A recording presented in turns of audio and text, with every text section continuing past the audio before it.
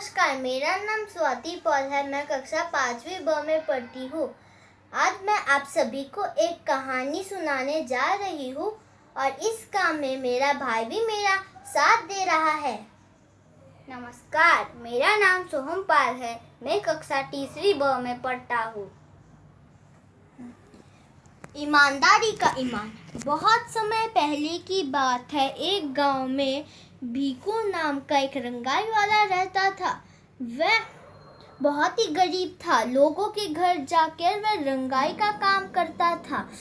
उससे हमेशा छोटे मोटे काम मिलते थे, जिससे कि उसकी आमदनी भी कम थी। उसे जो भी काम मिलता वह उसे हमेशा ईमानदारी और मेहनत से करता था। उसकी एक ही इच्छा थी कि वह हमेशा एक बड़ा काम करे।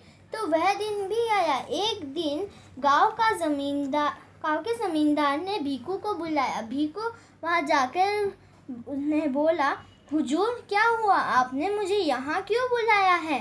तो जमींदार ने कहा, भीकू, मेरे पास एक नाव है, क्या तुम उसमें रंग भर दोगे? तो भीकू ने कहा, ठीक है हुजूर, मैं उसमें रंग तो भर दूंगा, पर पहले मैं उस नाव को देखना चाहूँगा। तो जमींदार ने बोला, ठीक है। ये कहकर दोनों नदी के किनारे गए और फिर नाव को देखते हुए जमींदार ने पूछा, बोलो भीकू, तुम्हें इसके लिए कितने पैसे लगेंगे? तो भीकू इसे देखते हुए कहा, हुजूर, इसके लिए मुझे 1500 लगेंगे। तो जमींदार ने कहा, ठीक है। ये कहकर दोनों अपने घर चले गए। भीकू अपना रंगाई का सामान लेके आया और उसमें रंग भरना शुरू कर दिया।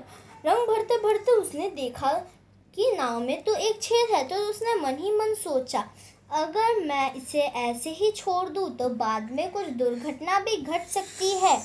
तो पहले मैं इसके छेद को भर लेता हूँ, बाद में मैं रंगाई का काम करूँगा। तो उसने वैसा ही किया।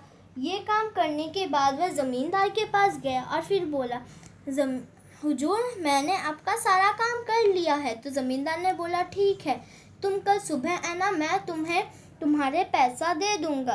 तो ये कहकर भीकू अपने घर चला गया। उसके बाद उनका परिवार नदी किनारे घूमने चले गए और तभी नाव का देखभाल करने वाला आया और नदी किनारे नाव ना देखने पर वह ज़मींदार के पास गया और बोला, हुजूर, आपका नाव कहाँ है? तो ज़मींदार ने बोला, मेरा नाव? उस नाव में तो मेरा परिवार घूमने गया है। तो ये सुनकर वह थोड़ा सा घबरा गया। उसके बाद सारी बात ज़मींदार को खुल के बताई। ये सुनकर ज़मींदार बोला, अगर ऐसा है तो मेरे परिवार के साथ कोई भी दुर्घटना घट सकती है। तो ये कहकर दोनों बहुत ही सोचने लगे। तभी उनका परिवार वापस आया। ये देखकर ज़मींदार खुश हो गया और फिर नाव के पास जाकर उसने देखा तो वहाँ तो कोई छेद नहीं था। तो वह समझ गया कि ये भीकू का ही काम है। तो अगले दिन भीकू अपना पैसा लेने आया। तो ज़मींदार ने उसे 1500 की जगह 5000 रुपये दिए। इतने पैसे देने के बावजूद भीकू ने कहा, हुजूर, मैंने तो आपको सिर्फ 1500 देने के लिए कहा था, लेकिन आपने तो इससे भी ज़्यादा पैसा दिया है। तो ज़मींदार ने कहा, मैंने तुम्हारे काम का सही मेहनताना दिया है, क्योंकि तुम्हारी वजह से मेरा परिवार सुरक्षित है। तुमने मेरे नाव में सिर्फ रंग ही नहीं भरा, बल्कि तुमने इस नाव के छेद को भी ठीक कर दिया। तो ये सुनकर भीकू भी खुश हो गया और फिर खुशी खुशी अपने घर चला गया।